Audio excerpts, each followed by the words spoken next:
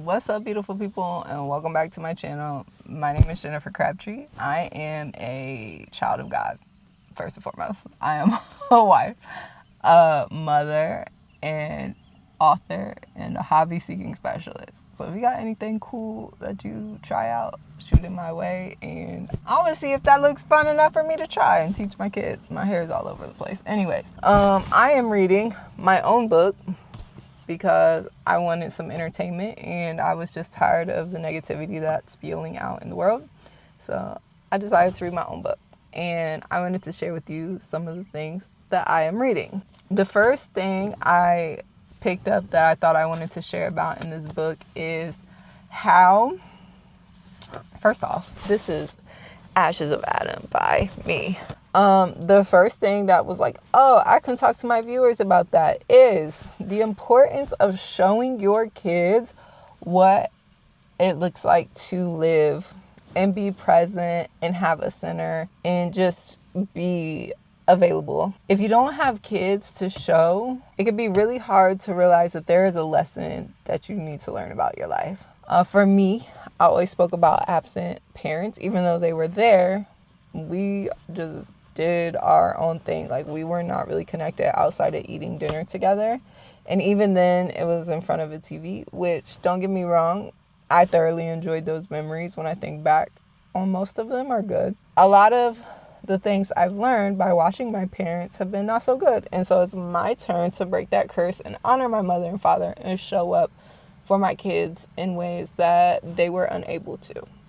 And so here we are. And so when I was reading this, one of the characters that we come across, his whole life, he did not live. And it makes me think about this quote I saw on Instagram where, but it was on Instagram, but it was like, we're living, you feel exhausted at the end of the day because you have consumed so many other things with your phone, your device, that while you didn't live your life, your brain has registered all of this information, and you may be tired because you didn't go to the gym and you didn't travel and you didn't do this, but now you don't have the energy or time because you wasted so much of it on this device, and you're not showing up, and you ended up watching your life pass you by watching the screen. And I think that's more relevant to us, like millennials and older. I know like there's like the Gen X and stuff who may or may not be into technology, but they might have their other things like the video games or TV. So if you're not a phone person, you might be a TV movie person, and you've turned entertainment into a source of escape.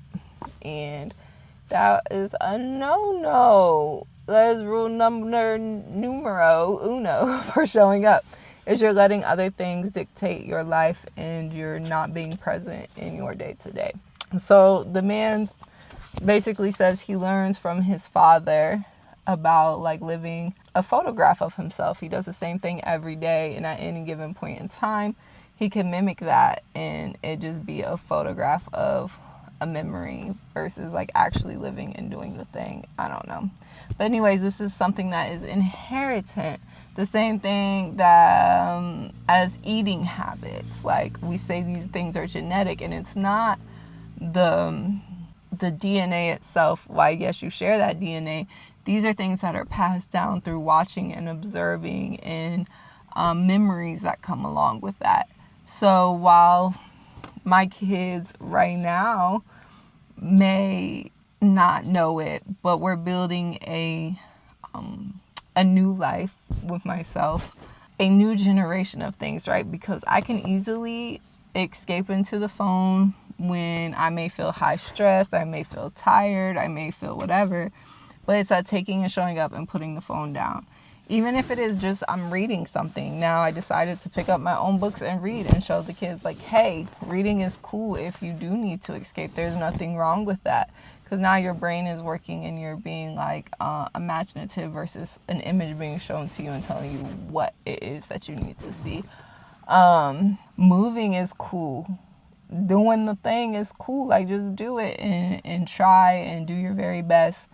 Being around my kids and my grandmother, I see where my mom learned things and how that was passed down to me. And I was like, we're not doing this. But the second thing that I picked up, and maybe you guys want to hear more of, is me tell men what they should do more, is that as fathers, a center is missing for young men and boys. So the thing that they need to learn to be men is you, and you haven't showed up, or you're not there. So are you dad who comes home and watches sports and football and drinks a beer and not talk to your kids? Like, are you that dad? Like, yes, showing up in a way of being productive, making money, supplying things is there, but are you showing up in your day-to-day life for yourself, for God, and for your kids? Because I feel like God wouldn't want you to just disassociate and go off into Neverland, especially if you have beautiful babies that you had to teach and people that he puts around you for you to love and cherish. I don't know, that's my question to men. Women, obviously the same goes to you, but yours is going to be more for the daughter. You're modeling a woman for your daughter to be, and for your son to marry. You know what I mean? Like, who's going to be a good fit or candidate to be the best woman for him? And some of you guys are going to take that out of context, and it is what it is. It's getting late. So I'm going to go home to my kids and I'm going to enjoy my family. But I love you. God loves you. Check the link in the bio. Peace.